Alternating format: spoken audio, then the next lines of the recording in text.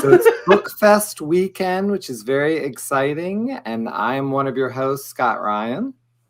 And I'm your other host, Anastasia Washington. And we are here to fest books, I believe. That is what we are here to do. I'm definitely festing. Yeah, it's the Festivus for the rest of us. And it's going to be so exciting. We have a lot of great authors who are way more successful than us. And they're going to teach us how to be even more successful. And tell us about their amazing projects. There's so many varieties of authors and types of books that we're going to be talking about today. I'm so excited for these guests. But before we get started, Scott, aren't you an author too? Oh my goodness. Who told you? I mean, I think it was you. Yes. But it was me moments before we went live. Exactly. Literally. Yeah. Held up a book. It was like, this is my latest book. It's about Moonlighting, Bruce Willis and Sybil Shepherd. Yes. Oral history. It is available now at FayettevilleMafiaPress.com. And I can sign it to people. It's got full color pictures. I mean, who doesn't want to see Bruce Willis in full color? And Anastasia was nice enough to have me on her podcast. That's where we met to discuss it. What is the name of your podcast? Hysterical. Yeah. And it is hysterical. Thank you. We had so much fun. And you are going to talk about comic meditation, which I find this fascinating. Yeah, I just I have been getting into. I'm a stand-up comedian as well as among other things that I check the box of. And I thought, why does self-help have to be not fun? You know, why does it have to be so serious? Let's get a little funny with it. So right now I have 2 meditations out there on Apple and Spotify that are for free, you guys. For free. How are you going to eat? How are you going to eat tonight? You know, I'm starving here in Hollywood. It's okay. No, but go check them out. One is a great way to step into a powerful position to be in right before a meeting or something like that. And also the other one is just if you've been having a bad day and you need somebody to listen to you, I got a meditation, self-help meditation for you. So check that out. You can find it Anastasia TV on all of your favorite podcast apps. For serious, I mean, we're 3 minutes into this. I feel like we should get serious, especially about comedy. Okay. I really want to get into meditation, but I'm kind of let's say a jackass in real life. And that is my go-to is to be comic.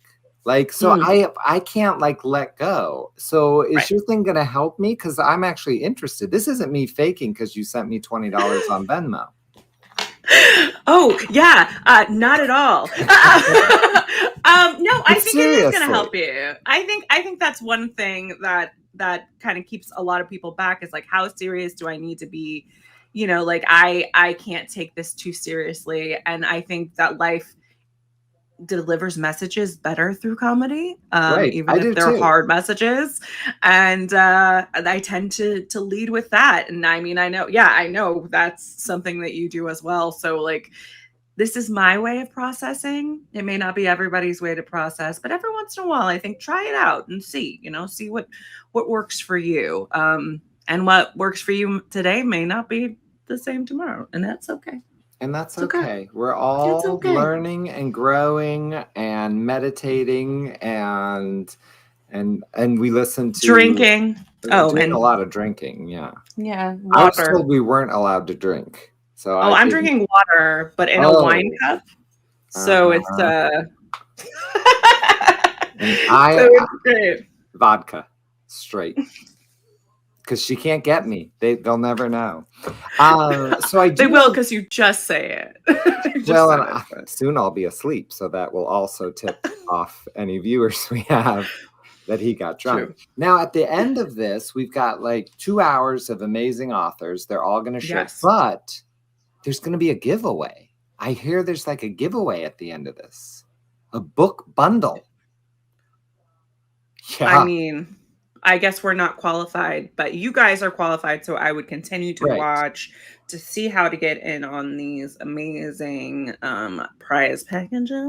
Yeah, it says it's a big book bundle. And I said to them, let's just give out regular size books. But they said, no, they're going to be giant books. Yeah. And it's go big or go home. You know, it's go big or go home. That is how they BookFest. And usually, I mean, you're probably watching from home, so go big anyway. You're at home, go big. But I remember the prices from last year, and they were amazing. So for the last time that this happened, it was great. Yeah, I mean, that is the last thing we do at the end because we got to keep them on. You see, we have the winners of a big bundle of books. Your postman's going to hate you if you win. There's that many books. So heavy, but so worth it. And I'm just so excited for all these authors. I'm looking through them and I'm like, you guys have to stick around. You have to stick around. And I do like that it's a great mixture. You know, it's not just all comic meditation people, which is what they first were going to do. Just 10 comic meditation people. They scrapped that. We're not doing that. No, we're not. That's not what we're doing. No. So have you written a book? No, I haven't yet. I've been trying to. I've written a lot of scripts. Of scripts, especially over this pandemic. And I have started writing quite a few books. But, you know, one of the things that I'm looking forward to talking to all these authors about is completing. Like you guys all completed books. Like you completed something from concept to actual editing. Oh my gosh, that must be a whole process. And like our first guest built worlds, right? Fantasies. Like that is world building. And so I'm super excited to get some insights about that, and also steal any tips. Oh yeah. Give me all the tips, you know. Yes. I actually just, for those out there like you maybe who are afraid to do a book, I have another book out called But Couldn't I Do That? Which I wrote with my friend Aaron O'Neill, and it walks you through from idea to self-publishing. Oh my gosh. Yeah. And it's really, it has my smarminess throughout the whole book. And she's young and sweet and kind. So she's like, you can do it. You'll be a bestseller. And I'm like, no one's going to read your book, but do it anyway. So you've got the sweet and the sour. You guys are like, what do they call the Sour Patch Candy? Yes. Well, exactly. Oh my gosh. I think we can bring it. Yes, we have one. Let's bring in our first author. Here we go. Hello. Yay. Hi. Hello. How are you? I'm pretty good. How are you doing? Am I coming through okay? You sound great. You look great. Oh, wonderful. So tell us a little bit about you and some of your books that are out, and then we'll jump into your newest one. Okay. My name is Helene Wecker, and I'm the author of The Golem and the Genie and The Hidden Palace, which is its sequel. The Golem and the Genie came out 2013. The Hidden Palace came out June. So The Golem and the Genie takes place in Manhattan at the turn of the 20th century. It's a historical, fantastical, literary sort of mashup, everything just sort of coming together there.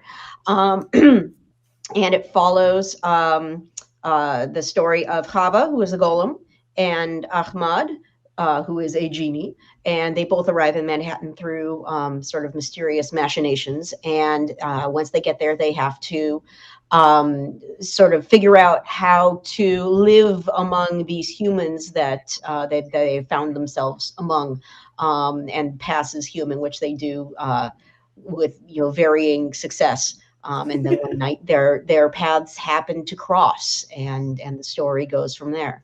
And the new one, The Hidden Palace, it takes place, it starts pretty much immediately after the first one, which ends in 1900, but then goes through 1915. So it's 15 years in their lives. Well, I also have to struggle going through life pretending I'm a human. So I feel like I'm really going to relate with this. You know, I saw that the Entertainment Weekly picked this as one of the top 10 works of fiction, and that just totally impressed me. And I'm curious, for all the success that you've had, what helped you the most? Like, what really skyrocketed sales? Because I feel like other authors are always curious about that. Gosh, I think the thing that really helped my book in the end, like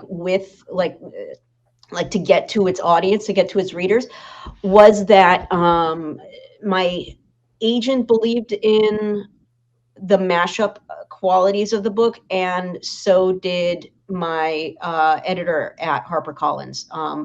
And this was, so like back in, it sold in 2011.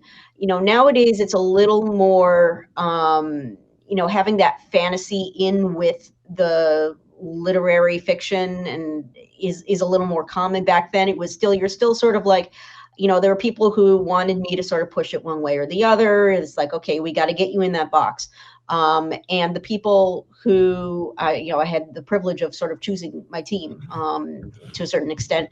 And I went with people who understood the book.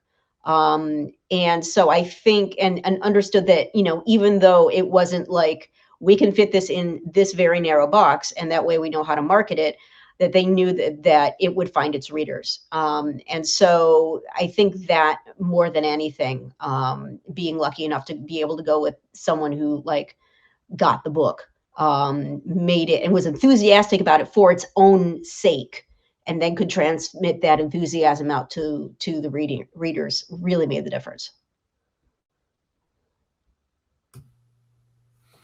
Well, I love that answer, because I think having someone believe in you, whether it's your spouse or someone at work or whatever, that means so much to an author. And I think readers sometimes think the book just falls into their lap, but you really need someone to believe in you to make it happen. Mm-hmm. Totally. Am I going again? Do you have a question for her, Anastasia? Are you busy? Look at us. Are we going one by one? I guess I'm going for another one. So why did you wait 7 years to do the next one? I did not wait 7 years. It took 7 years. It was a very long process. It became, so the books require a lot of research. And that in itself is, especially at the beginning, it can be about half the time is research. And also I had 2 very small children when I started the second one, and I had to sort of reorder and reinvent my life to figure out how to write and parent at the same time. And that, I'm not saying that I really learned, how to do it, because it's sort of this evolving process. But yeah, it took a bit to get my feet under me with the second one. Well, it seems like you did it, because you wrote 2 books. So. Well, thank you. The physical evidence exists. There are 2 books in the world that are written by me. So and children that are thriving. Yes. So it seems like you did a great job. Thanks. It's been a busy few years. I'm sure it sounds like you did absolutely nothing over that. No, I'm just kidding. It's just sat back. We actually have a question from the audience, as they like to say. What advice do you have for agents who say they don't want mashup genres, the purists who won't break out of the genre book? Oh, that's hard. Honestly, I mean, send them a reading list, It's, I mean, if someone is set in their ways and it's like, okay, here are the 6 editors who I sell to, and here are the 6 different kinds of books that they want, that's hard. Then I would just, who's a little more open-minded about that. To the agents who, are like, well, what do you, does that really work? Honestly, yeah. Just take a look at how many bestsellers, like on, recently, and on the fiction list, and on every list, just have a little bit or more of one thing or the other in them. That, maybe it's sci-fi, but also a heist. Maybe it's fantasy, but also, a historical story about some period in time where you're looking at it through a fantastic lens in order to get another idea of like the themes that were, sort of present at the time. Yeah, I mean, honestly, I feel like some people just get it and some don't. And it's a question of avoiding the ones that don't to a certain extent, if you can. And believing into your vision is what I'm hearing. Yeah. Believing in your vision and believing that you're differentiating yourself. That's a word I made. It kind of made it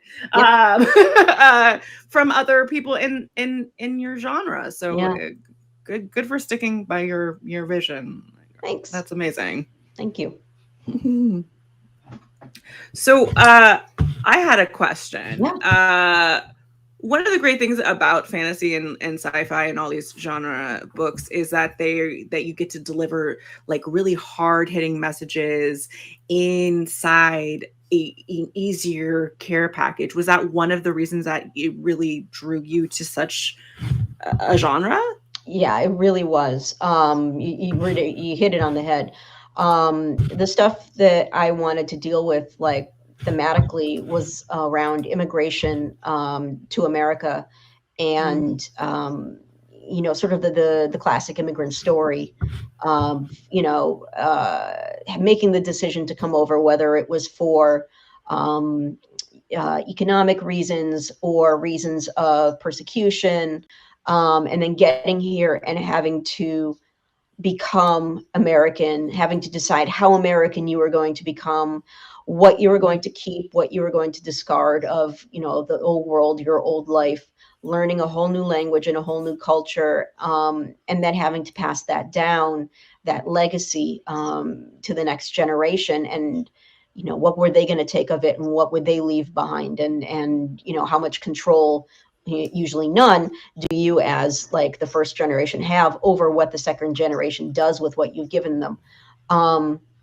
And the story, which is essentially my family story, my husband's family story, so many people's family story from any number of cultures, and so, but telling it like this let me sort of externalize it and blow it up a little larger than life, so that my characters aren't just new to America, they're new to humanity. They have to figure out how to be people. They have to figure out how to, not just how do you get an apartment in New York, but what the hell is an apartment? What's a job? How do, and that, let's take the fish out of water and make the fish even huger, and the water even less. And so it lets you play around with it a little and make it, you sort of sneak that in. It's like sneaking in some of the message and some of the, the meat at the heart of it, in a package that people may,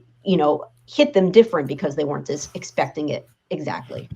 Amazing. I love that. Okay. I wish we could talk about this forever, but can you tell people where to find you real quick, and where they can find your work?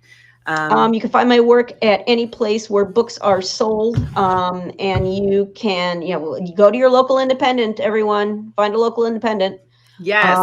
And you can find me at HeleneWecker.com. I'm also on Twitter, at Helene Wecker. I'm on Instagram too. I'm the only Helene Wecker out there. So just look me up and you'll find me. Thanks so much for talking with us. Thank you. Thank you very much. I appreciate it. Bye. So now we bring on Stephen. Yes, we do. Stephen.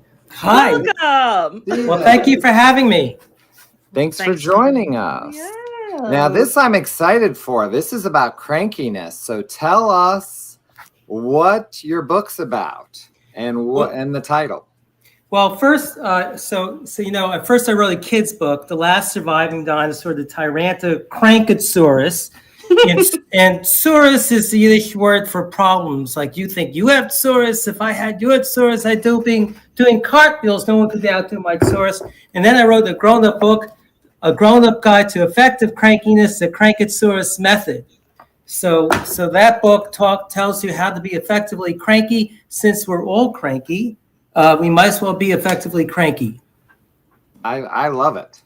Effectively cranky. I love, I mean, how can I bring my crankiness to an effective level, you know? I love that. Well, it's having, like, you know, the thing about it is, like, what in the beginning of the book I talk about, like, you go to your Aunt Sadie's home and she says, "Take off your shoes. I bought this rug for $30. I don't want to get dirt on my rug."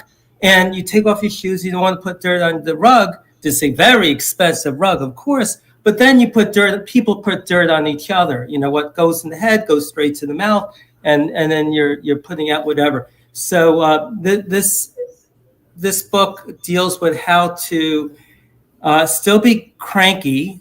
So my dinosaur book talks about how we all evolved from the smallest but most dangerous dinosaur on the planet, the Tyrannosaurus. So since we're all cranky, how do we be effectively cranky? I love that. I love that. Yeah, says I shouldn't be cranky, but I think it's fun to be a little cranky. Cranky is good, right? It's fun to be cranky, and it's also fun to give a name to it. So I came up with Crankosaurus. Like, you have this thing. It's not that you're this cranky person. You happen to have what I call the common Crankosaurus. So some people might have a common cold where you have 2 or 3 a year. That's a lot. You can have 2 or 3 Crankosauruses just in the morning. So this is a very common thing. And by making it common and giving it a name, it just becomes, okay, this is part of who we are. So I even have on my blog, I talk about, it's called Genius Brain Crankosaurus. And, you know, the funny thing is, like, this person goes to the doctor and the podiatrist, and he's diagnosed with athlete's feet.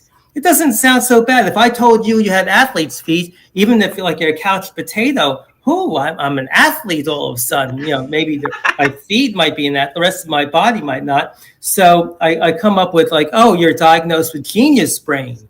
Oh, but good news is the genius is inoperable. It's benign. But if the genius becomes active, we'll have to remove the genius from your brain. You know, so I hope that, you know, keep that genius under control. So the thing is having fun with it.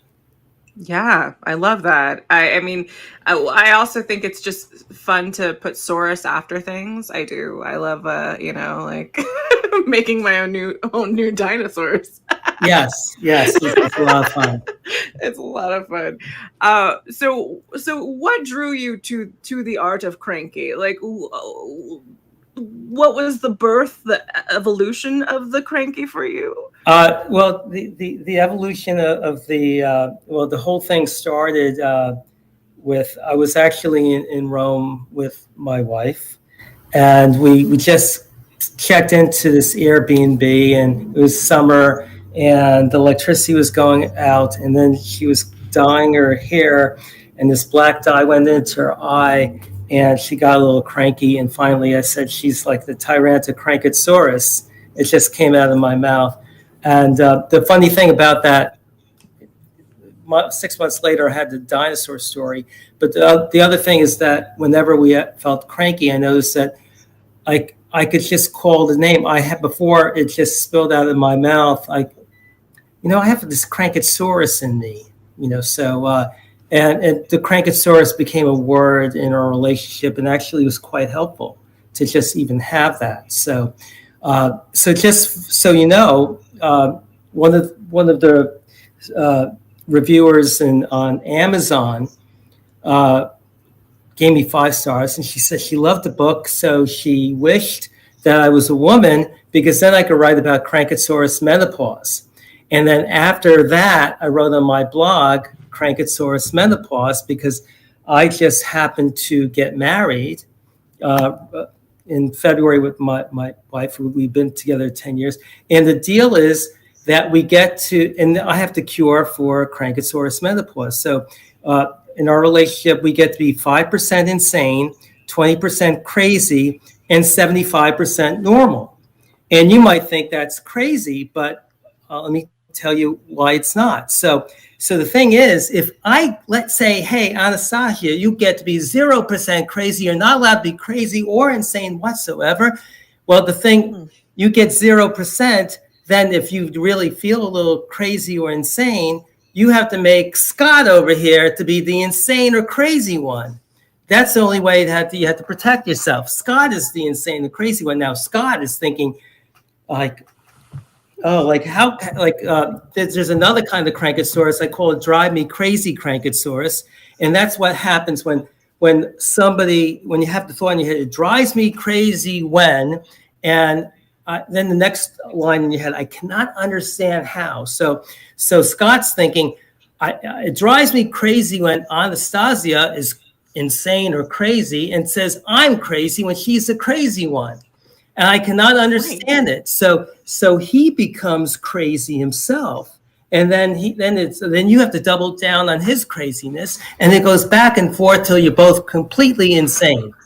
So the thing is, the thing is, by giving you 5% insanity allotment, all right, fine. You're using up. You feel like, hey, I get my 5%. It's fine. And then actually, you feel less insane because you're allowed to be insane, and I'm not getting affected by it at all. I'm just saying you're using up your 5%. Now, if you get to 6%, all right, it's a little scary. But actually what happens in real life is because I gave you 5%, you end up being maybe 1 or 2%. But if I gave you 0%, you could end up being 50 or 60% insane or crazy. So it all works. I love my allotment. I love that you've given me an allotment. Yeah. Where can people, unfortunately, we have to move on and we could talk for so long, but how can people find your books before we wrap this up? You could find my books anywhere that books are sold. On Amazon. It's easy to find. There's like over 300 reviews, 4.7 out of 5 stars on this one. I'm actually coming out with another kids book soon, Snoodles, Cadoodles, Poodles, and lots of noodles, which is a fabulous book, and that's going to be coming out in November. And you'll find it like on Mascot Books and then also on Amazon eventually as well. Oh my gosh. Well, thank you so much for talking with us. Much. And I'm going to be cranky tomorrow because of you. So thank you. Well, thank you. Effectively, hopefully. Effectively. Bye. Okay. Take care. Bye. We have Yvonne. We're bringing on Yvonne here. Here we go. Hello. It's Yvonne. Hello. And please tell us a little bit about yourself and the books you've written and an introduction for you. Thanks. Okay, well, thank you for having me here. Yes, I write under the name Yvonne Wakefield. My full name is Yvonne Pepin Wakefield, one of those hyphenated names. And my most recent book that is coming out October the 26th is Babe in the Woods Self-Portrait. And that is the second in a 3-book series I've written about my over 4 decades relationship with a log cabin I built when I was 18. The first book, Babe in the Woods, Building a Life One Log at a Time, is the first book, and it takes the reader from when I was 18 and found the property and cut the first tree and built the cabin. And Babe in the Woods Self-Portrait picks up after that and talks about my going up there. I spent about between 6 and 8 summers up there alone for 3 months out of the year. And the first 3 years up there, I built this second log cabin. It was actually a log studio as a post-log cabin building test. So I figured out how to cut logs that I could maneuver by myself. They were about 14-foot logs. And I started to build this. Before I started to build the cabin, I was inundated with rogue bears, which are bears that have been habituated to humans. Anyway, they were bothering me a lot. So I decided, well, before I build a log studio, I need to build a bear-proof cellar. So Babe in the Woods Self-Portrait starts out with the rogue bears and then me spending one summer digging a huge square hole and then making a cement cellar in it. And then the subsequent summers of building the log cabin and generally just living alone in the wilderness. And what brought you, like, what motivated you to do this? Like, what was your motivating factor to just be like, I need this space in the woods for me? I needed a home. My parents had died when I was young. My father died when I was 9. My mother died when I was 14. And the night that she died, I went, oh man, I don't know where I'm going to be tomorrow, the next day, the next week. And I just had this idea that if I could survive until I became of legal age, I would take some of my inheritance, buy a case of cold duck, which is sweet, bubbly, red, sparkly kind of wine, get a kitten, and go and buy land and build a cabin and go there and write and paint.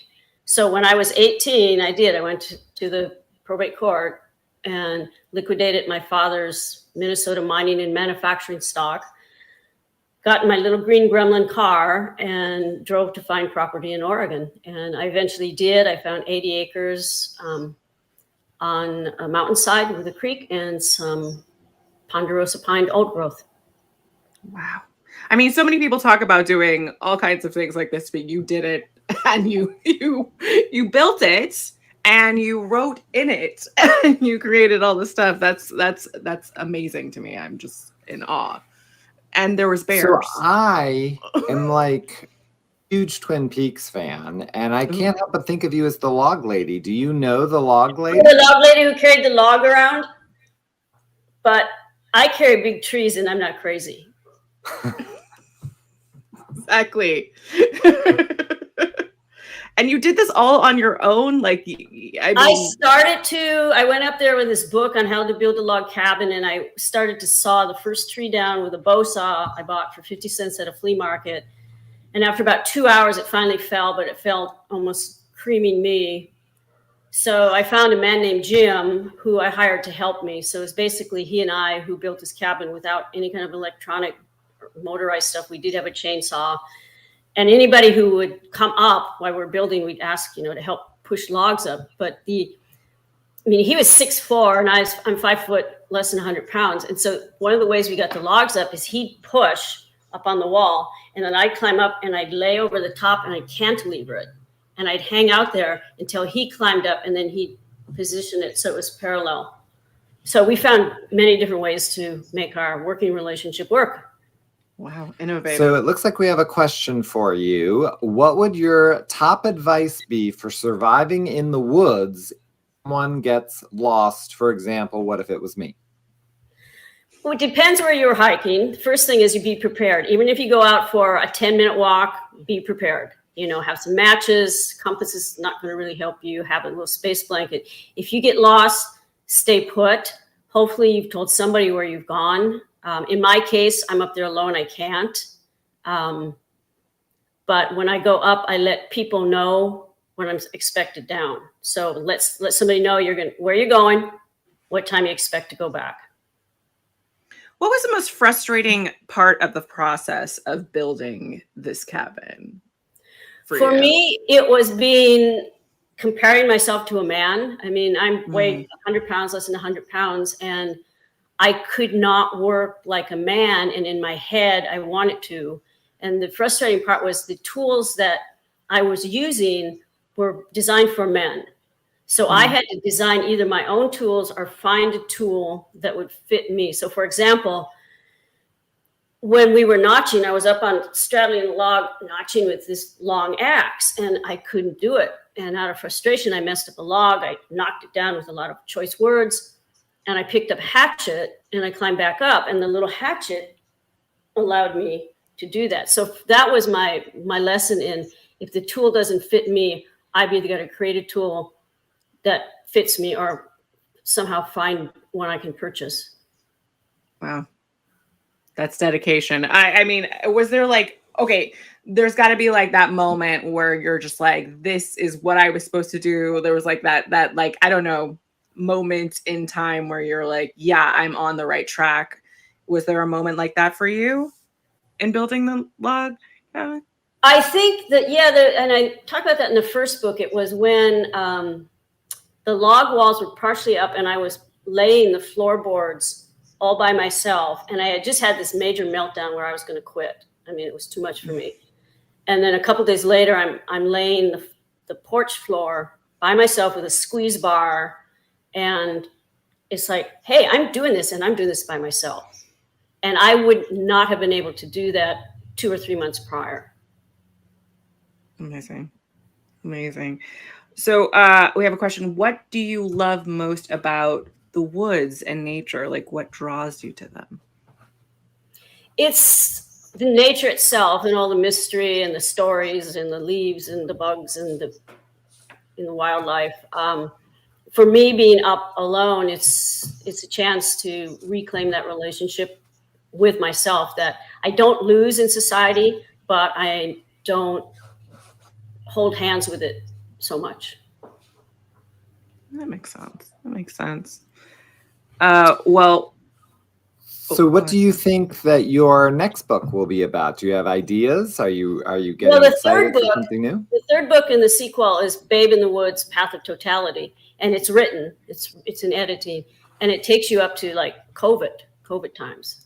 So I moved to the Dalles, Oregon, so I could be closer to my cabin. And so I go up there at least twice a month by myself. And so it's like reconnecting with, in my 60s, it's reconnecting with that 18-year-old girl.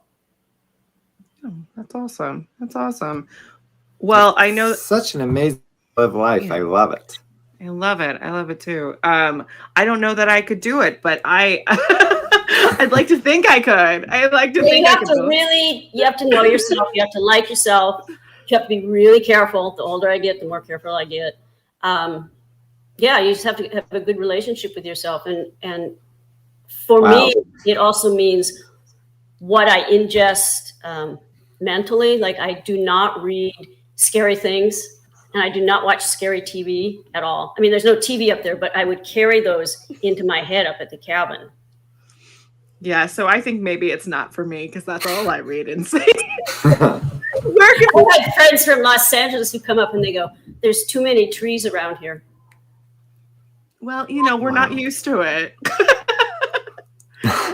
Where can people find all your amazing books and keep up with all your log cabin adventures? You can find my books wherever books are. Babe in the Woods self-portrait comes out the 26th of October. And Babe in the Woods, Building Life One Log at a Time, is on Kindle and audio. Oh, and Babe in the Woods self-portrait is also on Kindle. And you can find books. You can find me on my website, which is being redesigned. And that's YvonnePepinWakefield.com. I'm also on Facebook under Yvonne Wakefield, Yvonne Studio, and Babe in the Woods, Building a Life One Log at a Time. And I also have another book we didn't talk about. It's Suitcase Filled with Nails, Lessons Learned from Teaching Art in Kuwait. That's about the 6 years I spent as a university professor teaching art to Muslim women. Oh, wow. Okay. All right. Well, that is our time. Thank you so much for joining us. Well, you were fascinating. All right. Thank you. All right. Bye. Okay. So we've got Dames next. Yeah. Hello, everybody. Hello. Thanks for joining us so much. And we hope you're not living in a log cabin, but tell us who you are and some of your books. All right. Well, I'm Dames Handsome. And I'm not living in a log cabin. I'm actually living in South Korea. So it's early morning here. Different. Yeah. We like to shake it up here. Yeah. Let's see. My books. Well, I write the Fairy Night series, and the books themselves. I'm not sure what to say about them. They teach morals, and they address issues from childhood. That's really one of their biggest things, because I am an educator here. I teach K through 12 and also over at the university. So I often run into all of these anxiety problems that kids have growing up. They come to me and ask me questions and seek advice. And that's the sort of stuff that I seek to address with my books. So every book has a problem that is regular to kids that age, not K through 12, I guess. They're mostly focused on, I thought, K through 6, but a middle schooler told me that it also meets their problems as well. So more K through 8, I guess. That's amazing. Yeah. I can remember being an anxious mess when I was growing up. I think all of us can. I mean, I'm still an anxious mess, so I get it. Yeah. I could probably benefit from your books as well. Hey, We're give them a read. I think it's hard to hide morals and to teach our children. How do you slip them in without them noticing? Oh, well, the morals come up in the same way they come up in real life. They don't just... I don't slap people in the face with them. They rise up naturally between the character development. I guess, like, let me use an example from the first book, because in the first one, we have the character Ching, last name Gu, which I'll get more into the importance of the names in a little bit. But his big thing is that when they go to become heroes, they have an initial success, and he has the whole childhood mentality of, oh yeah, of course I'm the best hero. I've just started this, but of course I'm going to be the greatest hero. Their second mission doesn't go so well. In fact, he really messes up big time. And immediately he has that childhood idea of, oh, I messed up this one time, therefore I am horrible at this whole thing. I'm going to quit. I'm done. Right? And yeah, I've seen my son do it many times, and I've coached him through it. And I have seen other students do it as well. And you always have to sit down with them and talk to them and tell them, hey, you know what? It takes thousands of hours to get to a professional level. You can't just give up. And so that's how these things rise up. And every book has something like that in it. Well, it looks like we have some questions for you. What should parents know about kids and their anxieties at this age? Any advice for moms and dads? Oh, yeah, definitely. It's so easy to forget what it's like to be that age. And it's so easy as an adult to listen to your child's problem and think, oh, that's nothing. And, to you, it is, because when you're older, when you're in your 20s or 30s and 40s, you have all of this experience in dealing with those problems. These are childhood problems. They're not we've dealt with them. We've learned how to deal with them. But they haven't. They're still novices. They're still students at life. And so my advice there, or what parents should know, is that it is a big deal. And it is something to sit down and talk about deeply with their child. If your son or daughter has come to you with this problem, it's worth talking about for as long as they need to talk about it. That's amazing. That's fair. Your book, we have another question. Your books are so imaginative. How did you come up with the characters? Oh, yeah. Okay. So, well, the first book I wrote just for my son. He was entirely my audience, and he was the one who had that particular lesson that he really needed to learn. It kept coming up. He kept thinking everything he tried, like right away, oh, I need to be perfect at this. And no, he needed to hear about someone else having that same problem. But the characters themselves also come from a game that I made for my wife and my son, tabletop RPG.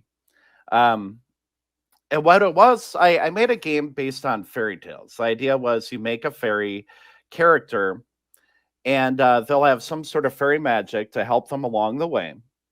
And then they will face up against various fairy tales, but the fairy tales themselves will be taken from all over the world and mixed up, mashed up, make things a little different so that they don't know exactly what's going to happen. And then when we played it, my son and my wife, their characters had to save the world, right? They had to fix everything. And it went so well. Like it was such an amazing thing that I wrote down this storyline. And I just let it sit for a while, actually. I just wanted to remember it. But when I came to the idea of writing it into a book, I was thinking about how he had kind of messed things, how my son Dean had kind of gone full throttle into it and messed things up a little bit. And I wanted to add that in too. Like I wanted him to have some retrospective look at it, I guess. Oh, I'm meandering here. Not at all. Not at all. Okay. It's a very special thing to me. It's very heartfelt. So I really just talk about it. But the fun thing about it is that Chingu is my son. Full on. Anybody who knows my son who reads the book will be like, yep, that's Dean. That's him. I'm sorry. It looks like we've got just a couple minutes, but someone asked about your illustrator and said that the art is amazing. You want to give your illustrator a shout out? Oh yeah, that's Warwick, and he is amazing. He's a professor, doctorate of early childhood development. And the story behind him is when I finally decided that I was going to publish this book, after people kept telling me it was so good, so great, yada, yada, I sent it to him asking, what kind of cover should I do? Do you have any suggestions? And he read it and he loved it. And he said, let me do the art. Oh, that's so amazing. Yeah, it's really cool. And it wasn't even... because of the way this thing has developed, it wasn't even meant to be illustrated because I didn't know what I was going to do with it. But he made not just the cover, he sat down and he made pictures for all the different events inside it. And yeah, that is wonderful. That's amazing. He's a great guy. That's awesome. Where can people find you and your work? Your wonderful books. Everywhere books are sold. Mostly I'm focused on Amazon, but I have been spreading it out wide. So just take a look at the local bookstore, and if it's not there, give them a stern talking to. We will. Thank you so much for talking with us. Thank you. It was great. And I guess don't tell us what happens tomorrow because you're already there. That's right. Bye.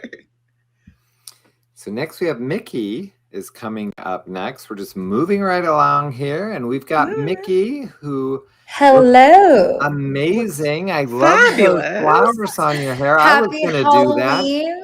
And they told me not to do it. But you look amazing. Well, you don't want to upstage. I know.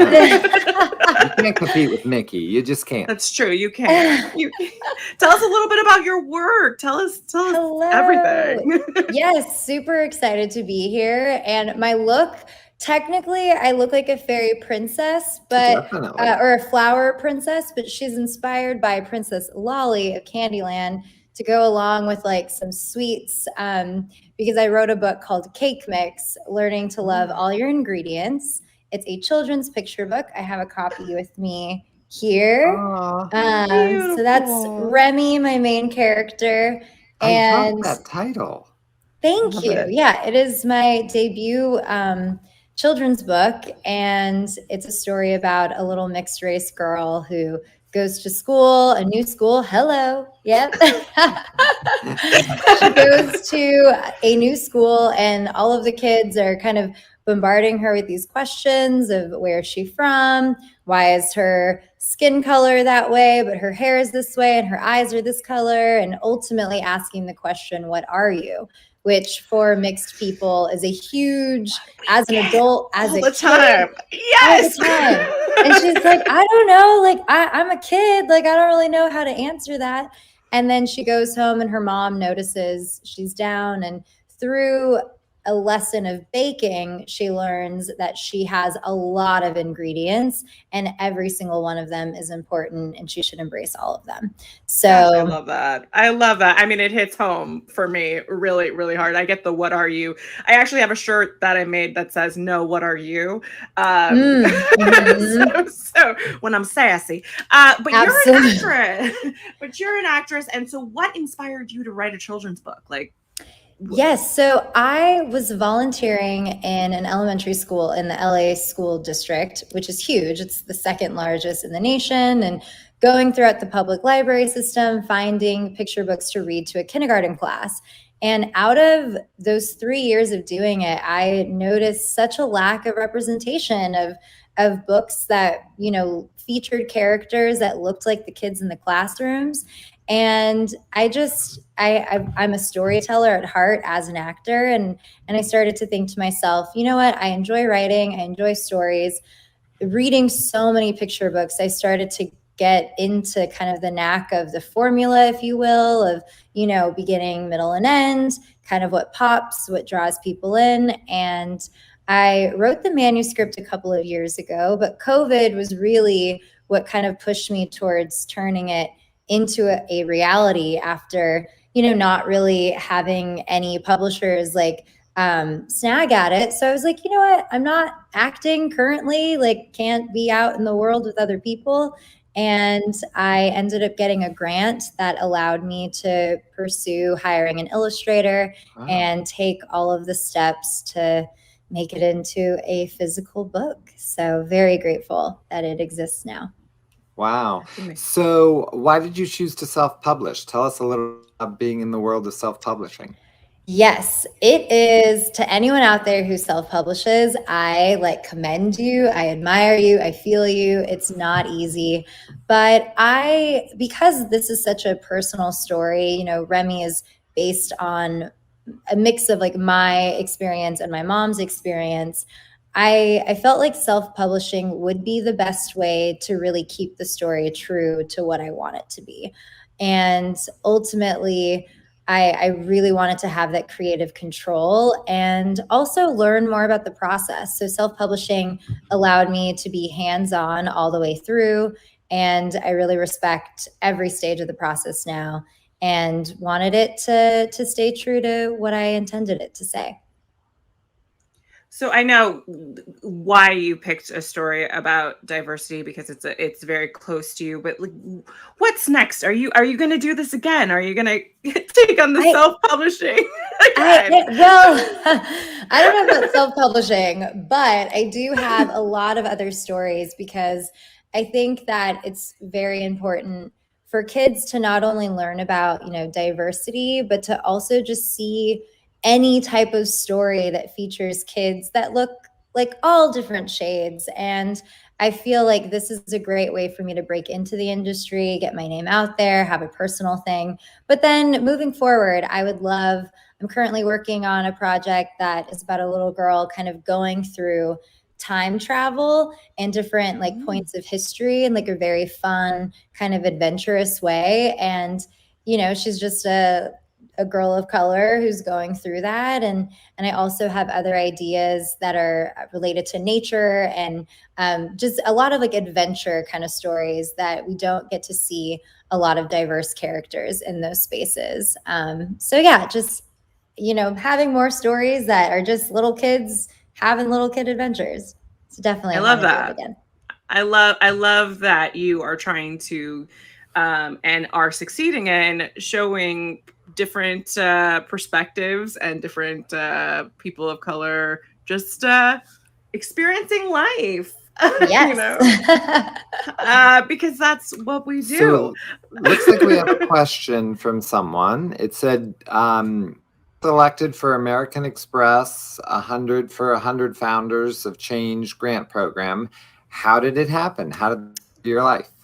Yes. So last summer, I think we all, you know, felt a major, because of COVID, but mostly for me, at least last year was huge in terms of everything that happened with the aftermath of George Floyd and just feeling really kind of questioning like, okay, what is my what is my power? I can't expect other people to treat me a certain way. So what can I do to kind of like use my voice? And so I decided to look at different grant options. There were like a lot that were popping up. I Fund Women is an organization that I was familiar with from doing a campaign earlier in the year. And so I decided to, they had an opportunity with American Express. So I applied to that. It was really funny. They had me do like a final interview saying I was a finalist. And on that call, they shared that I had indeed been a recipient of the grant. And so super grateful to both of those organizations. They chose 100 Black entrepreneur women from, I'm pretty sure it's just the US, but from all different types of industries. And that, just having like the funds and access to coaching, and they offered a lot of resources along the way of like a whole curriculum of different training programs. It really solidified that I can have ownership in our society, because ultimately ownership, financial freedom, owning your story, owning your voice is ultimately what I think is going to allow greater empathy to exist and better building bridges between people of all backgrounds. And that's really what that grant was able to allow me to do by making the book happen, and my website as well, Mixed Kids and Company, where I interview people and kind of ask people to, think outside of a box and kind of get out of their comfort zone by learning from other people's perspectives.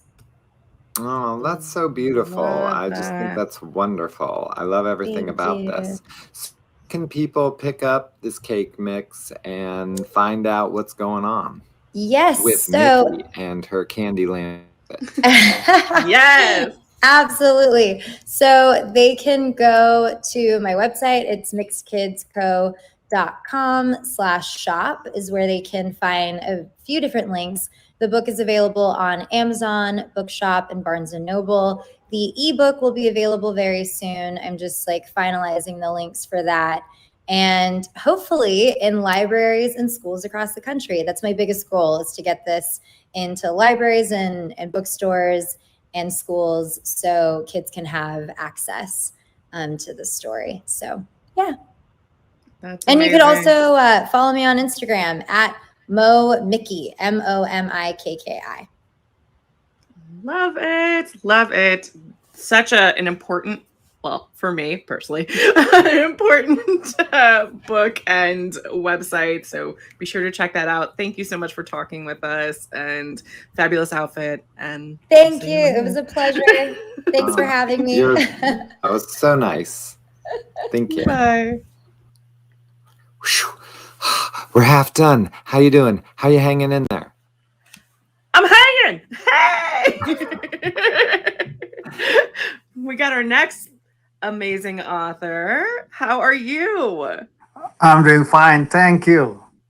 How are you doing? We're hanging in there, man. It's a marathon. We're half yes, done. I know. We're ready to go. Like, author here, author here.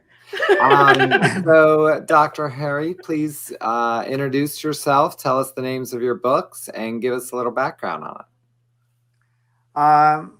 I'm an expert in civil and geo-environmental engineering. Geo-environmental engineering deals with the control of contaminants so that our soil, water, and water means surface water and the groundwater, both are not contaminated. They are pollution. Nothing is free, but pollution as much as possible, control the pollution in there.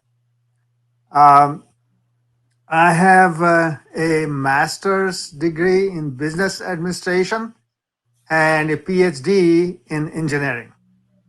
And I have written nonfiction books, 7 of them. First 3 were with John Wiley, and they are in technology in my area of civil and geo-environmental engineering. Other books are on social issues, human health and environment. And this one is climate change and leadership shaping civilizations. And the subtitle of that is an ongoing journey of 40,000 years as evidenced by iconic monuments and statues. So this is, and I enjoy writing. I enjoy giving what I have been given from the society. They gave me opportunity. So I'm thankful to that. I want to give it back to the society now.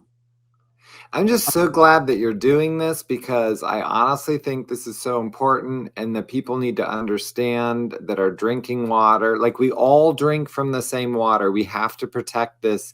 This isn't a political issue at all. So I'm so interested in this. It looks like we have a question. Someone wants to know what inspired you to write the book. I have, as I have mentioned that I have written books. The reason they inspire me mostly is I am really interested in learning, and then whatever I learn, I want to give it to the society, to the people. And the other thing I want to know, which I have always said, you learn from your past, specifically for this book. You learn from the past, you apply to the present, and you build your future. And so the climate change, which is one of the issue at this time, if we go back, it has been happening for last 40,000 years or even 100,000 years. And they were mostly from natural way. And so what we learn from it, and then how we understand it, how we can kind of control it, and how the present climate is different. So we have to build on that experience and give solutions to the society. This is one of the reasons. Other reason also I wanted to mention that there are naysayers both ways. One extreme says there is no climate change effect to us. Other says, hey, everything is really dangerous. We are really going to go to the hell. But reality is somewhere in between. So that's what this book says. We have learned from the past, but we can win it. We can succeed in it if we follow A, B, C, D. And I love that. I mean, there are solutions. It's not that we are doomed. No, we are not. And so this is what the book is in the conclusion of the book is like that. I'm just glad he has more hope than I do. That makes me feel a little bit better. I'm on the other side of him. I'm on the. So thank you for giving me a little hope today, and maybe all of us a little hope. Yeah, I mean, he's way smarter than me. So if he says we're okay, I'm gonna say we're okay. Well, you're smart. I mean, you both are smart because you are dealing with so many different topics at the same time.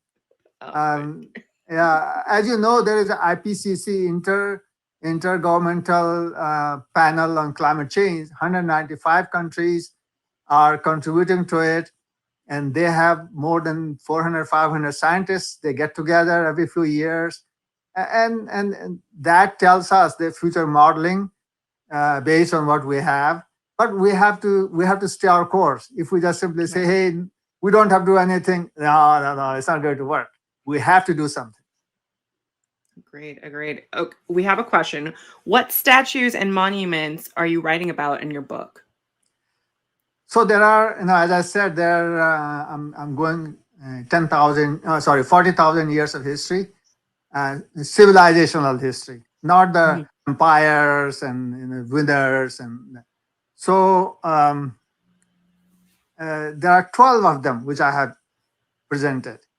The first one is a lion man, which was found in Germany. It's 40,000 years old, and then that's at the same time when Neanderthals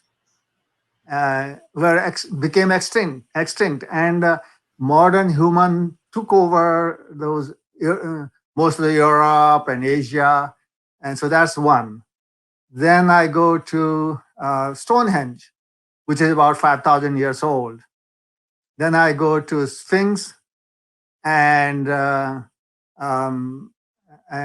pyramids of Giza and other things, but they are the examples. And then I go to amphitheater and Greek theaters.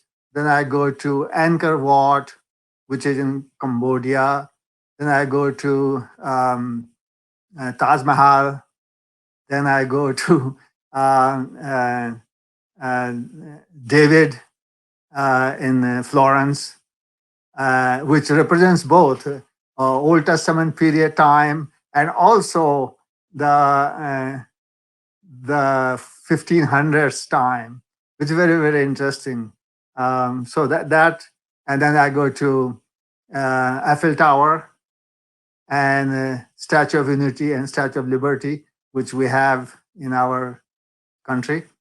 So I go back, and they all interestingly give us scientific evidences how climate change and leadership changed.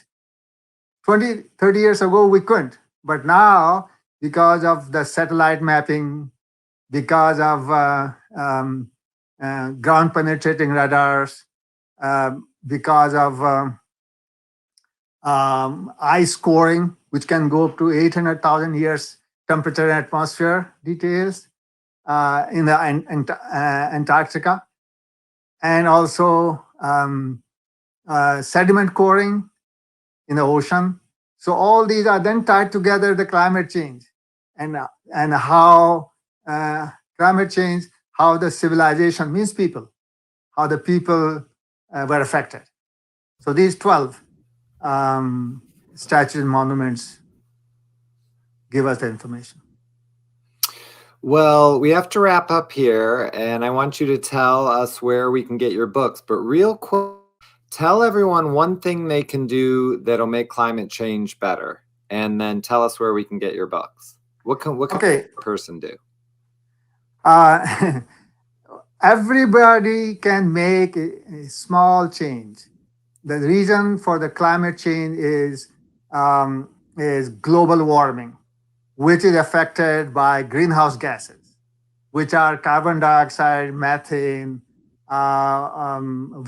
water vapors, those kind of things. And they are produced by emission of the cars. They are produced by landfill methane produced from there. So try to minimize the wastage and try to, if possible, minimize your driving so the emission of carbon dioxide is reduced. Have your local leadership push for electricity generation or steel production based on green technologies. And my book talks about those things. Individually, we can take public transportation as possible. We can use electricity from green methods, like solar or wind. So those are the different ways we can do it. My book is available on Amazon, and it's electronic ebooks, softcover, and also it's a hardcover. So you can buy any of those ones. Well, thank you so much. Yeah. And I know I made it over a little bit, but for climate change, I think it's worth for us all to hear that. So thank you for what you're doing. I truly appreciate it. Yeah, most welcome. You have a good day. Bye. You too. I got us off schedule. Put that down on the paper. That's why we have global warming. It's you, Scott Ryan. It's you. I did it. You did it. Hello. Hello. Welcome to the show, Patrick. Hey, hello there. I enjoyed the conversation before me. I love the optimism. I love the optimism. I needed that. I mean, I'm here thinking it's over, and what the heck? I'm spending all my money now. I should save it. But please tell us who you are and your title of your book and a little introduction. My name is Patrick Oliver, and I am founder of Say It Loud Readers and Writers. It is a literary organization. We host all sorts of events, much like what's happening now, just to get young people in the community involved in literature. You know, I'm a former, I work in the aerospace industry as a contract administrator. So, and I love creative writing. So I'm trying to create the next generation of technical writers and also maybe novelists and poets. I love that. Oh yeah, and the title of my latest book, I should have had it out. Here it is. It is on my own. It's a vision board guidebook for young people. And speaking of optimism, this is what this book is all about. Hey, young people, let's plan for the future. And in my introduction, I talked about, hey, even though we just went through a pandemic, let's still be optimistic. Let's plan for the future. And what I did was got individuals from around the United States, like doctors. We talk about use this pandemic as a chance to think about going into the medical profession, the opportunities that are now available because of a pandemic. We now see the need. We need more people skilled who are health professionals. I have, Gwendolyn Brooks, who her foundation she's a delayed Gwendolyn Brooks, I should say. Her foundation allowed me to use a poem about optimism in the book. Delpheo Marcellus, who's a Grammy Award-winning writer, talks about music and how music can kind of soothe you and be a part of, the music genre. So it's a collection of voices, just saying to young people, remain focused. But there's also like a social worker in there who gave me a writing that talks about young people is tough. So seek help. It's okay to contact a social worker during these difficult times. You're not crazy. You're just going through, it's a very stressful time.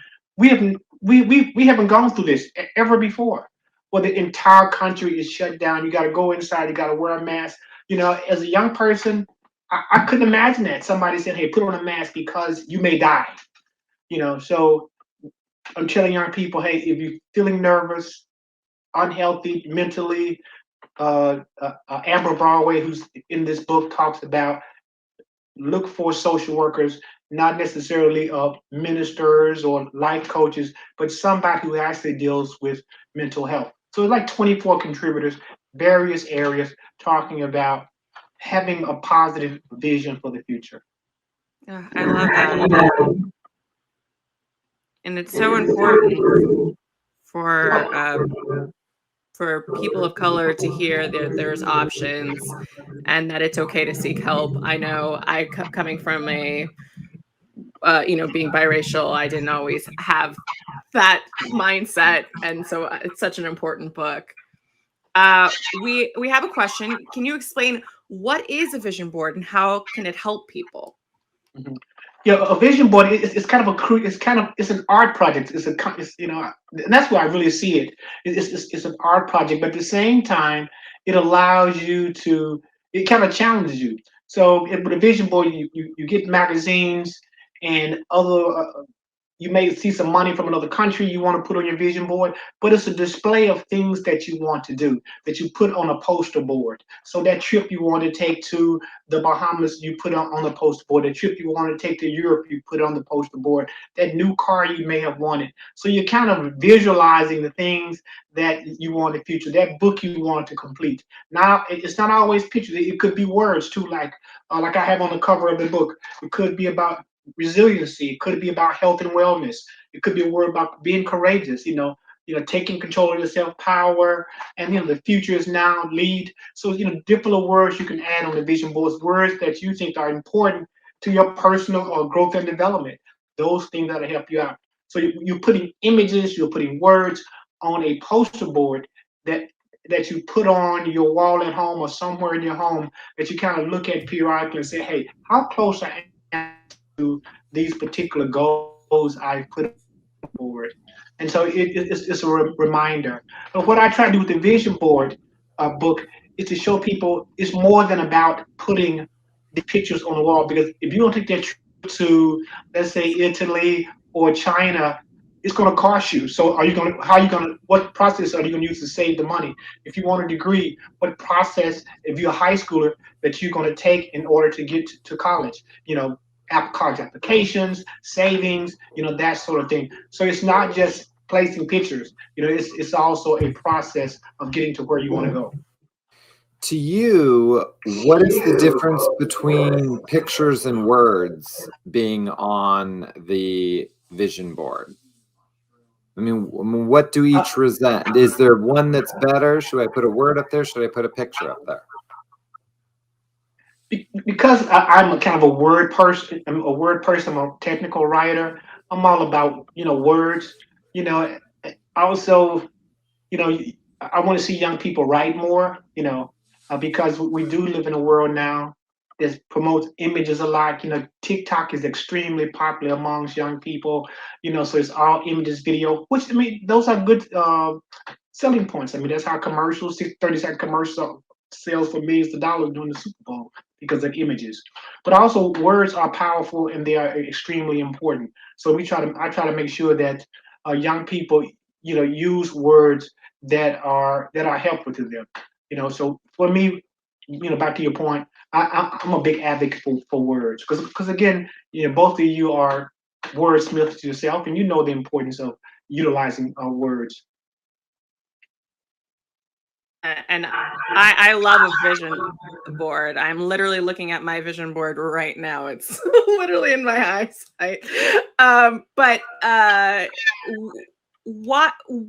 What do you say to, I don't know, my boyfriend is just getting into vision boards because he's a Black man and he feels like it's not accessible. Can I do a vision board? What do you say to people coming from not a female background about the process of vision boards? Yeah. I wasn't there either until some years ago. And what also reminded me, like I said, I worked in, I was a technical writer. I worked in the aerospace industry. And you think about it, anything that you design, it's a visual concept before they start, a dressmaker. There's some kind of design they put together and they look at it and say, this is how we want to do it. And they change it up, and, same with sneakers, appliances, computers, whatever. There's a specific design they put up, and work it and tweak it and that sort of thing, and then they see the concept. Because if you're not visualizing the concept of something, you're not going to get there. And it's just like taking, people say take notes in the morning, things you want to do for the day. For me, that's a vision board too, because you're saying, hey, I got to do these things today. And if you don't write it down, you may forget. But if you write it down, you're visualizing, hey, okay, I'm gonna pay my water bill, pay my gas bill, blah blah blah. That sort of thing. So that's a visualization process also, and that's how I try to tell most adults. It's like writing. It's like claiming something, saying that this is what I'm going to do. So it's a process, and that's how I try to mostly explain it, to adults, especially knucklehead men. Well, where can people find your amazing books and your programs? They can go to www.speakloudly.com. That's www.speakloudly.com, because I want everybody to speak loudly, say it loud. Hey, have a voice. You better believe it. And your voice is heard tonight. And I love this vision board. I'm gonna tell my wife that's going up in our bedroom now, is the vision board. There you go. There you go. There you go. Thank you so much. It was very interesting. Hey, thanks for having me. Take care. We are learning so much. We are so much smarter than we started. Right? My brain grew with my hair. This is amazing. Welcome to the show, AG. Please tell us a little bit about yourself and your book, and all the deets about AG. Hi, thanks for having me. It's great to be here. I don't know. Are you ready for some love? Yeah. We've already been cranky. We need some love to get rid of the cranky. Give it to me. Give it to me. Give it to me. Not any kind of love, cosmic love. So today I'm wearing the hat of an author. So I'm a published author of fiction and nonfiction books. And my mission is an agent of inner transformation. And my mission is to inspire people to love who they are, love what they do, and love their lives. So my nonfiction books are I Choose Love, A Journey from Fear to Love. This is also available in paperback. And 5 Easy Steps to Ending a Toxic Relationship. And this is actually a book about healing.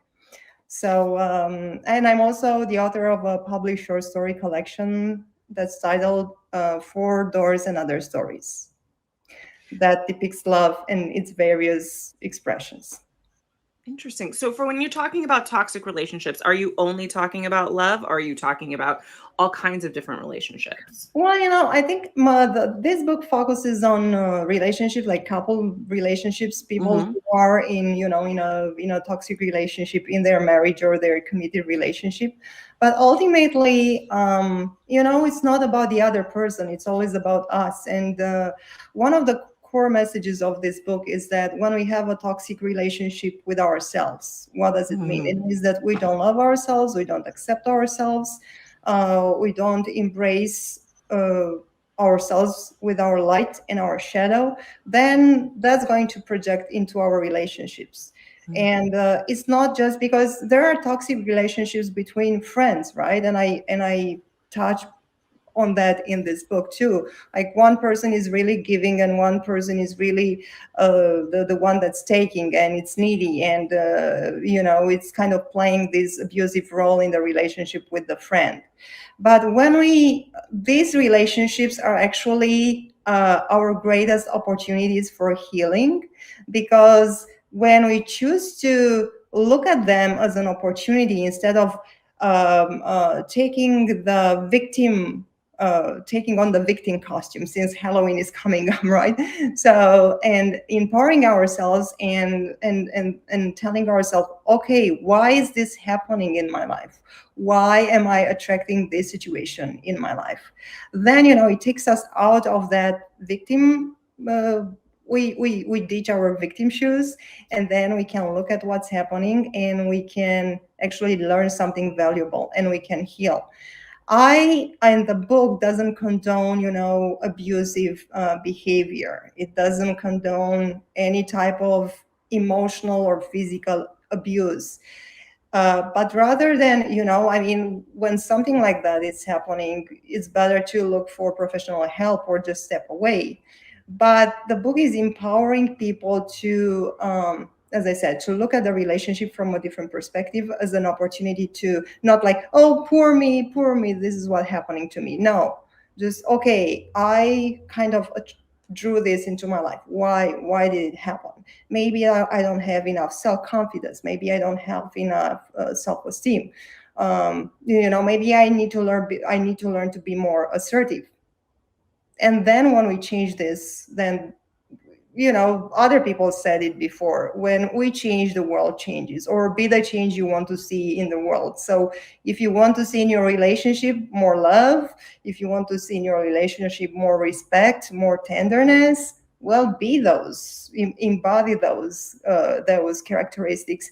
And first and foremost, towards yourself. So be tender to yourself, be compassionate towards yourself, be accepting towards yourself. And then you will see that manifest in other people. I love that. It's a lesson that we all should learn. Yes. Yes, because if we've all had our experiences, especially during our childhoods. Our parents, for sure, they did the best they could, but let's think about their childhoods as well. So it's hard for someone who didn't experience a loving relationship with a parent where that person was loved unconditionally, even when they had bad grades in school, or they broke a plate. So it's hard for someone who didn't receive that unconditional love, who didn't hear words of endearment, or I love you, or you're a great girl, you're beautiful, you're talented. It's okay to make mistakes. It's human to make mistakes. You will do better in the future. So it's hard for someone who didn't experience that to than to show that kind of love and use that kind of language in the relationship with another person. And I see Scott is not saying anything. But I'm sure and here, Scott, you can say if I'm right or wrong. But I feel that, man, that you need this tenderness, you need this, love as much as women do. It's not just about women; it's about men as well.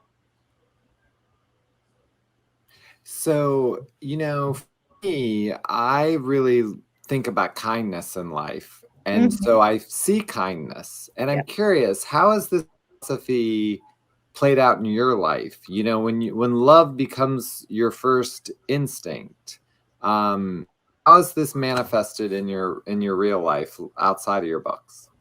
I love, how it manifests. It manifests that the more loving I am, the more love I give, the more love I receive. I think love is the one thing that never, that's infinite. And actually, the more we connect to the love that's within us. And since you mentioned kindness, Scott, please remember this. If there is one message I would love to say with you today, is that we are born loving and we are born kind. And that's why, when we see someone in distress, even if it's someone we don't know, or when we hear in the news that something terrible is happening, like on a different continent, we are like, oh my God, those poor people. So we have this reaction of empathizing with them. So we are love, we are kindness. We just need to remember that. And especially in times like this, where there is so much division, come together, remember this, and accept one another regardless of our opinions. And after all, we all share the same energy. We share this earth. We are brothers and sisters. So let's come together as such.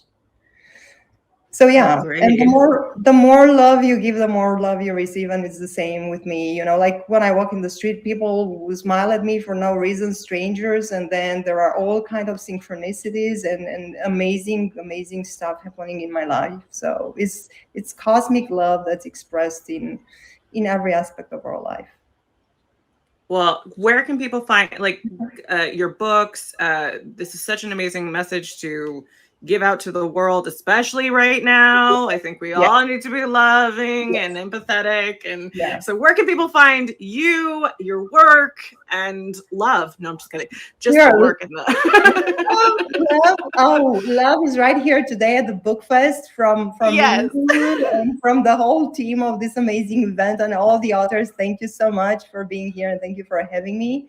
You can find me on Facebook, AGB League, Instagram, AGB League Author. I have my author website, which is agbleague.com.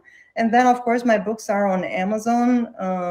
If you type in my name, or, type in I Choose Love, A Journey from Fear to Love, that's a book I would recommend reading right now, because love and fear cannot coexist. So you need to, choose one side or another. But for sure, you can find my books on Amazon, and, as I said, Facebook, Instagram, and then my author website. Oh, thank you so much for spreading the love and talking with us. And have a great evening. Thank you. You too. Yes, thank you so much. Wasn't that nice? Don't you feel the love? I do. I feel like a warm hug. I know. I was going to say, sing All You Need Is Love, but I figured the Beatles would sue us, so I did it. Definitely. We can only sing under 30 seconds. Right. Let's bring on our next author.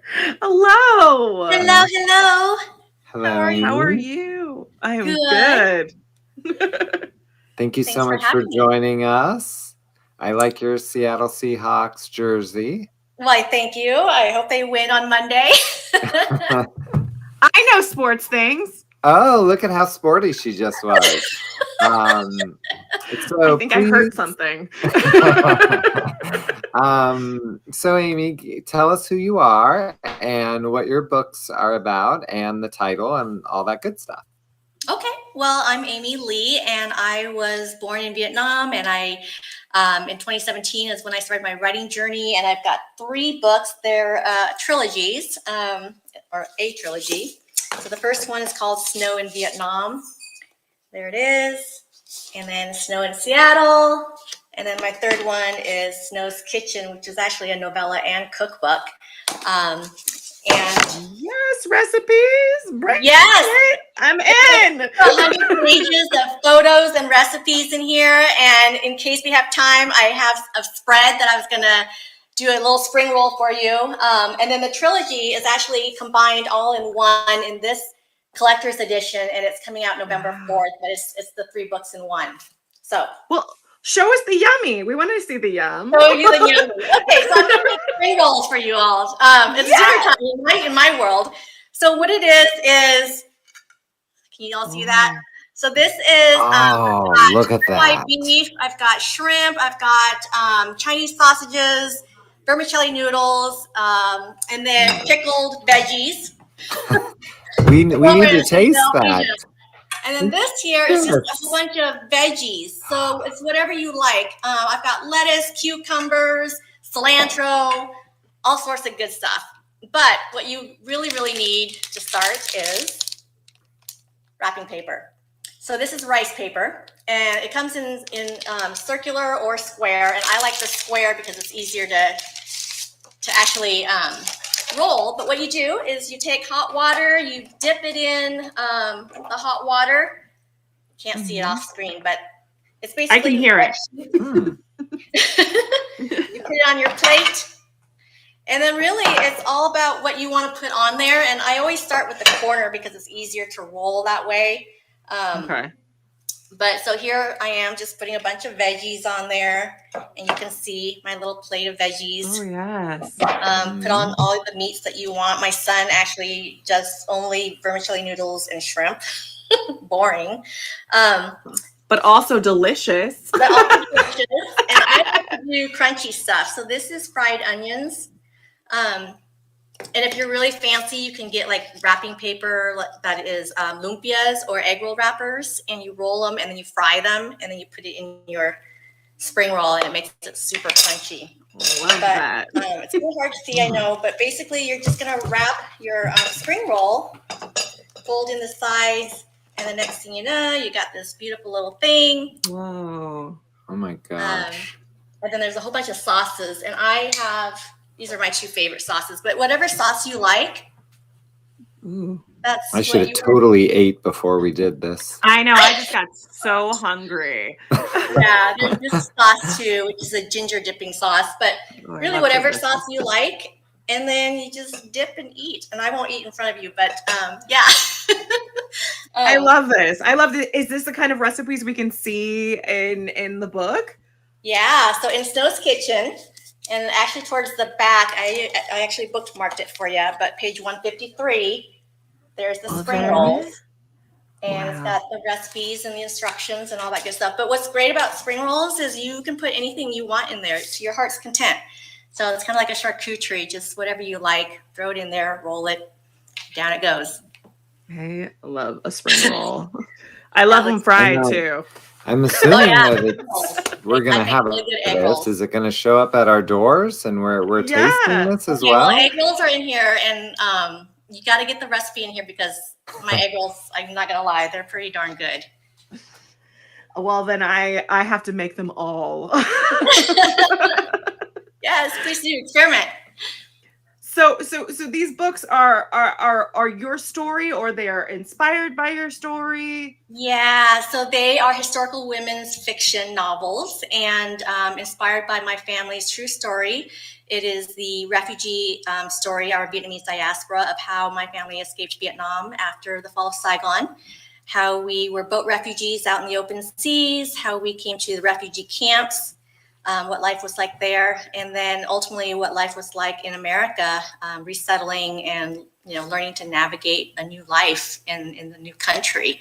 So the third book is actually a novella, and it's a coming of age story. So it's actually about my life as a teenager, trying to navigate between the American Western culture and the Vietnamese heritage that I came from, and those two worlds colliding and trying to figure out your identity. But yeah, and then I'm just working on other stuff besides that. Amazing. How was it writing about something so personal like your family? How did your family deal with that? I wrote I started this journey because my mother passed away, and I didn't have any knowledge of my roots, my heritage. And it was really a journey to unearth that, to understand where I came from. And it was very therapeutic. It was traumatic, but very therapeutic. And I really enjoyed the process that I decided I was never going back to corporate America. And so now I'm a full-time author and get to hang out with you guys. Isn't that the most highlighted portion of your whole career? I'm just kidding. Of course. Hanging out with Scott and Anastasia, yes. Yeah. She was like, I'm going to quit corporate America and just hang out with Anastasia and Scott. You heard it here first. I missed the corporate paycheck, but it was so stressful, and this is less stressful. It's still stressful, but different stress, different kinds of stress. So what's your favorite recipe that you put in the latest book? Like what is the one that you cannot like? Okay, I gotta say it's my traditional pho recipe, but it's not made traditionally because it's using an instant pot. So it cuts down your cooking in half, right? Because when you make pho, it takes 6 to 8 hours for the broth to be ready. Yeah, it's the bone and the oxtails and everything else, getting that out. And with the Instant Pot, 3 hours max, and you're done. And it tastes the same as if you cooked it for 8 hours. I love that. I mean, yeah. And today had me at oxtails. Oh, so good, nice and tender. so good. Yes. So what is one thing that you hope people really get about this trilogy? Like, what do you want them to know about this trilogy? I would really like for people to understand the Vietnam War from the Vietnamese perspective, and understand what happened after the war ended, after everybody pulled out, all the troops pulled out, what was left on the ground, and how, I'm sure many of us have Vietnamese friends or people who came from Vietnam, and, they often don't talk about their trauma and their stories. So hopefully this trilogy will shed some light on their journey to coming to America as refugees. Yeah. It looks like we have a question that has come in. It says, tell us about the Heart Community Collection. So I was born with a congenital heart defect, and fast forward 40 plus years later, I co-founded with 2 other women the Heart Community Collection earlier this year. And it really is a resource for the CHD community. And it also provides a network of support. So if you go online and you search for the Heart Community Collection, you'll see there's 13 authors that are on there that write about CHD or have stories that are inspired by CHD. We have heart warriors, heart moms and dads, and we also have partners that help us to get the message out and provide resources for those who are struggling with their heart disease or their heart defects. Wow. That's powerful. Thank you. That was a great question. Thank you for that question. So, what are you thinking about working next? I'm participating in NaNoWriMo. I'm going to try to finish book 4, and it's called The Copper Phoenix. It is based on a true story of a friend of mine who survived a lot of physical and sexual abuse. And it really is about her journey to rise above all of that and function as a human being and as a contributing member of society. It's a pretty powerful, emotional story, but I hope to finish that by the end of the year. How has that process been? Have you been working with your friend on it together? It's very traumatic, right? Because it'll trigger every time we've done interviews. I've been, doing research. I've volunteered for the Care Center here in Oklahoma City, working with abused kids. It's been pretty hard, actually. And, but yeah, when you are a writer, you throw your heart and everything into it. And it's the stories of other people that I really want to get out. Well, that must be such a powerful moment for your friendship as well. What a great journey, but a painful journey. Yes, but good ending, happy ending, strong Right. ending. Yes, for sure. Amazing. Well, what can, like, so you have your hand in so many amazingly big topics. We have a question. You also are the founder of Quill Publishing. How did it start, and what kind of books do you publish? Okay, so I started Quill Publishing a year and a half ago to self-publish my own books. And earlier this year, I decided to open it up to other authors who wanted to indie publish. And it's more of a consultative approach. So I provide the ISBN numbers, I provide the consultation, helping you with formatting, uploading, all that other stuff that an author doesn't know what to do with when they're first starting out. I've helped publish 2 books already. Another one's coming out in a few weeks. And it's been an amazing journey to share my dream and share other people's dreams together, you know. So yeah, Quill is for the quill, obviously the pen, and then Hawk is for my love of the Seahawks, as you probably know, and hence Quill Publishing. Amazing. And where can people find all your amazing work and you? AMY-M-LE.com. Amazing. Oh, well, thank you so much for chatting with us, and good luck on all this project. Thank you so much. Thanks for making us hungry. That was so exciting. That was amazing. Bye. Bye. Thank you. All right. We have Al. Hi. In the building. Thank you so much for joining us. Good to be here. This has been fun. Yeah, thank you. We've been having too much fun, probably. Too much. Yeah, and I'm very hungry after that last guest. Very. Yes. So please, Al, introduce yourself and tell us about your books. Yeah, thanks. I'm Al Pessin. I am a former journalist. I've been writing for about 5 years now. I have 2 books out and one coming in January. The books are Sandblast, which was first in the series, and Blowback, which came out a couple of months ago. And I just got the advance copies of book 3 in the series, Shockwave. Ooh. And that'll be out January 25th. They're about an American soldier who goes undercover inside terrorist organizations to thwart or retaliate for terrorist attack. Well, we know that your inspiration for your novels came from something that you witnessed at the Pentagon. If we have the clearance, could you tell us what you witnessed? Yeah, I brought a prop. This is my Pentagon paperweight. It's a pretty typical gift to get when you finish an assignment at the Pentagon. And I brought it particularly because it shows something that people don't usually think about when they think of the Pentagon, and that is the Pentagon courtyard. The Pentagon-shaped courtyard. It's huge.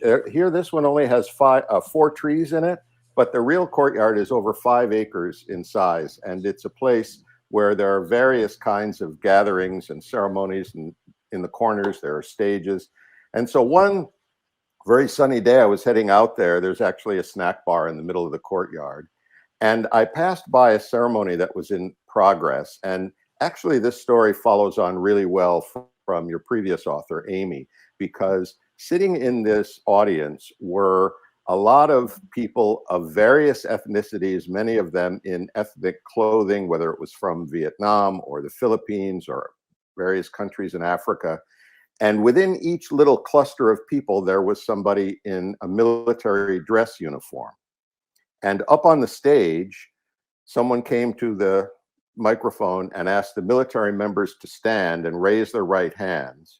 And then all the folks who turned out to be their family members sitting in the chairs were sort of looking up at them, and the sun was shining and the buttons and the medals were reflecting the sun. It was quite a scene. And they raised their right hands and they took the oath for United States citizenship. So these were people who were legal immigrants, green card holders, but not yet US citizens, who had volunteered to serve in the military and were serving in the military. And some had done so for many years. And now at this point, they had finally finished all the formalities and they were becoming citizens. And it was such a moving experience. And I hadn't actually known that you could be in the US military if you're not a citizen. I'm sure a lot of people don't know that. The fact is that you can be an enlisted person. You only have to be a citizen to be an officer. So these were all enlisted ranks. In the Army, it would be private, corporal, sergeant, etc. So anyway, I was just standing there watching this thing, and there wasn't a dry eye in the courtyard. And I got to thinking how we could use this diversity in the country and in the military to fight our enemies. And this was during the hunt for Osama bin Laden. And so that all kind of came together in my mind and resulted in the creation of my main character, Faraz Abdullah, who is an Afghan American. And in the first book, he goes into Afghanistan undercover and infiltrates the Taliban. And so that's sort of how it all came together. Wow, that's amazing. And yeah, I didn't know that fact. That's did you know, Scott? I didn't know. Wow. I know very little, actually. Well, I meant just about the subject, Scott, but that's that's also very so okay, so you're writing these amazing books about espionage, and I mean, did you get any inspiration also from other espionage type series or books, or is it mainly from like life experiences that you've really gotten? Sure. I mean, yeah, you talk about, John Clancy type of books and John le Carré and all that, but I got a lot of inspiration, as you just said, from what I was experiencing as a journalist covering the Pentagon and meeting these people in the military and outside the military who are involved in national security, and seeing their personal commitment and the sacrifices they make and the odds that they face. And the other main character in the book is a woman named Bridget. And she is a West Point graduate, Army veteran, who then goes back to school, got her PhD, and is now working for the Defense Intelligence Agency. And she recruits Faraz for this mission. And she is sort of an amalgam of many really talented and smart and tough women that I met during those years I was covering the Pentagon, both inside and outside the military, who play a tremendous role in providing for our national security. And just as I wanted to focus on the ethnic Americans in the military, I wanted to focus on the women in the military and the Pentagon civilian establishment and the role that they play. So those two characters are very important to me personally. Well, that is such an important thing to showcase. Yeah, thank you. Tell us how you villains. The villains. Yeah, you broke up for a second, but yeah, that was another thing. And besides covering the Pentagon, I had a 15-year career as a foreign correspondent, including some time in Pakistan and 4 years in Jerusalem, covering mostly the Israeli-Palestinian conflict. And I wanted to portray the villains in the books as real people. And when people talk about terrorists, they say, oh, they're animals. And I understand the motivation for saying that. But what's important is that they're not actually animals. They're actually people who do these things that we consider so terrible, that they, of course, don't consider so terrible. So I think it's important to understand who they are, why they do what they do, and to understand their value system, even if you think it's horrible and wrong. And so I tried very hard to make my villains three-dimensional. One of the main villains, we go with him to his secret house where his wife lives, and he plays in the back garden with his small children, and she makes them lunch, and he doesn't get to see them very often because he's always on the run. And so we just see him as a person with what we would certainly consider a twisted philosophy and and values that allow him to send people out on suicide missions and to kill women and children and all of that. But we see that he actually is a person, and he has an internal philosophy and internal logic to what he does. Well, that sounds great, because I always feel like every good action adventure story is based really on how good the villain is. and how much you feel about that. At least it is in the Star Trek movies. I don't know. Yeah, and I hope that if you read my books, you don't wonder why the villains are so evil. That you know why they do what they do, and if you think it's evil or you don't think it's evil, that's up to you. But I try, as I said, to make them three-dimensional. Well, that's awesome. Where can people find you and your work? And all your amazing books? Yeah, well, there's more about me and my books on my website, which is alpesson.com. The books are available on all major online retailers and big box stores, and I love for you to support your local independent bookstore. If they don't have it, they can certainly order it. Sandblast, Blowback, and in January, Shockwave. Woohoo! Well, thank you so much. Fistful of books. He's getting yes! You know, I spent most of my career in radio writing things that you could read in 45 seconds. Nobody who I know ever thought I could write this many words. Well, that is very comforting for me.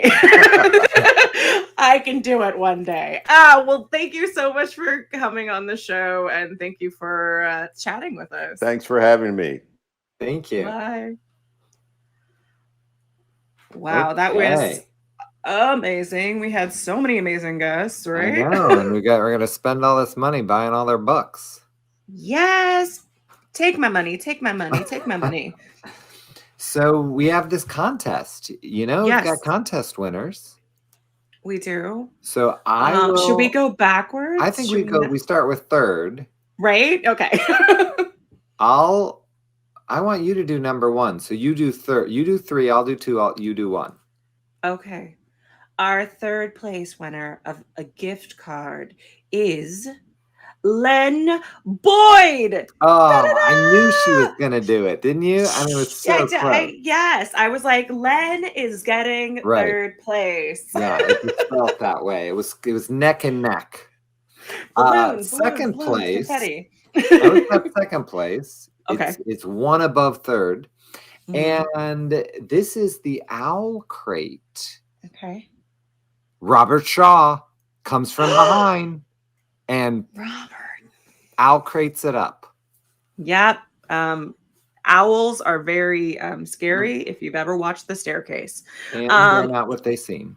They're not, and we've never solved the mystery of the Tootsie Pop thanks to an owl. That just aged me so much. Anyway. Okay. The biggie. The number one. Yeah, the big bundle of books and prizes. The first place is going to Sarissa Hope. And if I said your name wrong, I'm sorry. That wasn't part of the prize. Yes. Well, I mean, that's something we give extra. It's a little extra. But if you were one of the lucky three, you will receive an email shortly about how you're going to get your gift is. Yeah. And yeah, I mean, today was such a good day of interviews. It really was. Everybody was so interesting, and I mean, I felt like there was hope, there was love, there was cranky, there was food. Yeah, I mean, I can't tell you how much I loved watching an actual demonstration of how to make a spring roll and about how to make a vision board. Just so many incredible. Now, before everyone runs away, you probably think, well, this is it. You can't top anything. No. There's a whole tomorrow. A whole tomorrow. A whole tomorrow. We're not a half tomorrow. The whole tomorrow. It starts at 8:30 a.m. And you got to join here at the BookFest because that's what this is about. This is day one. Okay. Tomorrow, day two. Right. And it's going to be devoted to writers and learning more about the writing community and being part of this amazing literary world with lots of panels and discussions and amazing conversations and interactive panels. Yeah, you can't miss that. I mean, if you miss that, what are you doing tomorrow? Nothing. No, well, you could be watching BookFest day 2 and learning how to like pitch a manuscript or a book idea. Yeah, you've got to do that, and you can only get this level of hosts today, but tomorrow, that's when the writers come in. The writers coming in, and there's things called like the critique bar and Brave New Writers. So you have to definitely check out what a critique bar is. I feel like I go to the critique bar all the time when my wife is like, "Are you really wearing that to the bar tonight with those pants? Really?" So that we is have the a little critique bit of that. bar. Yeah. And so be sure to check that out. Where can people find you, Scott Ryan? They can find me at scottryanproductions.com. You can get my books at Fayetteville Mafia Press, Moonlighting, David Letterman, 30-something, Twin Peaks. I'm a big TV guy, and that's what my books are about. This was so much fun, and I love you so much. And that's, I feel like, I'm going to come back on Hysterical at some point, right? Of course. And I have other shows too, which you can check out. So tell one more time about your comedian meditation. Where can people get that? Yeah, well, you can find all my information about all my comedy, all my podcasts at either my website, AnastasiaWashington.com, or on social media at Anastasia W for TikTok and Twitter, and at Anastasia Wash on Instagram, which is a word, Anastasia Wash. I slurred a little, and I'm only having water. No, but I'm going to have a drink right now. That sounds great. Thank you guys for watching so much. Thank you to all the authors that showed up and shared their work with us. It's so hard to write a book, and it's so hard to put it out there. Please buy these books, and if you can, buy them from a local store. Exactly. Thanks, guys. Good night, everyone. Night.